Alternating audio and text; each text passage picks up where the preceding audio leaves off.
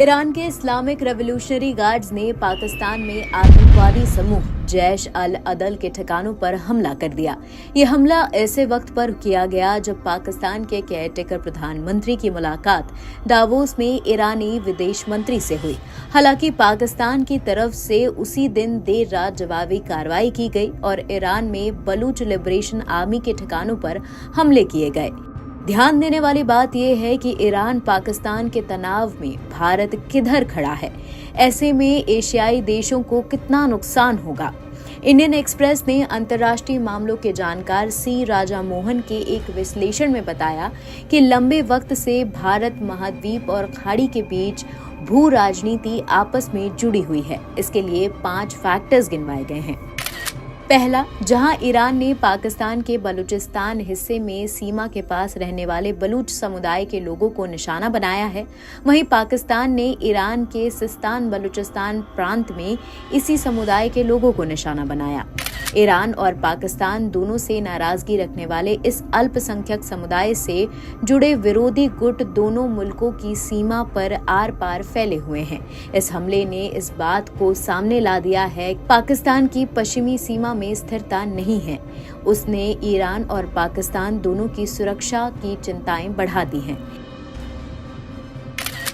इस इलाके में जहां हमले हुए उसमें कहीं न कहीं सरकार की पहुंच है तो कहीं स्वायत्तता है। नशे का कारोबार, तस्करी और किसी तीसरे के समर्थन से सीमा पार आतंकवाद के पनपने की उपजाऊ जमीन बनकर ये तैयार हो रहा है। पाकिस्तान भारत को इस मुद्दे में घसीटता आ रहा है। वो भारत पर बलूच से जुड़े मामलों में हस्तक्षेप का आरोप लगाता है।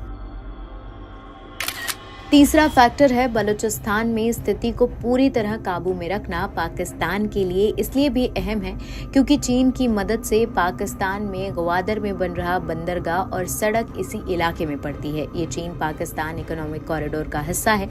ग्वादर के जरिए चीन की मौजूदगी खाड़ी देशों के पास होगी और इसके जरिए चीन हिंद महासागर और अरब सागर के रास्ते की बजाय सड़क मार्ग से सीधे ओमान की खाड़ी के पास सामान पहुंचा सकेगा।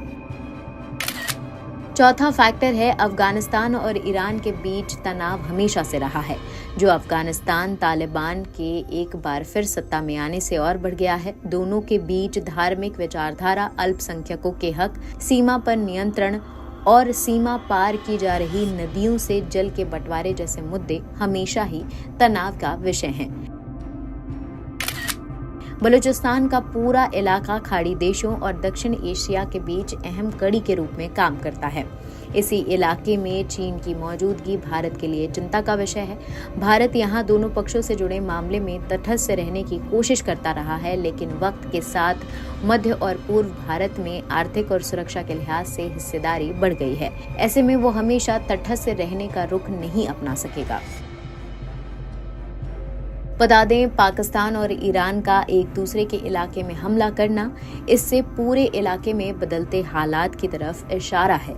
बता दें, पाकिस्तान और ईरान का एक दूसरे के इलाके में हमला करना पूरे इलाके में बदलते हालात की तरफ इशारा करता है। ऐसे में मध्य पूर्व में सुरक्षा को लेकर भारत को भी पहले से अपना रुख बदलने की जरूरत पड़ सकती है। NBT ऑनलाइन की रिपोर्ट।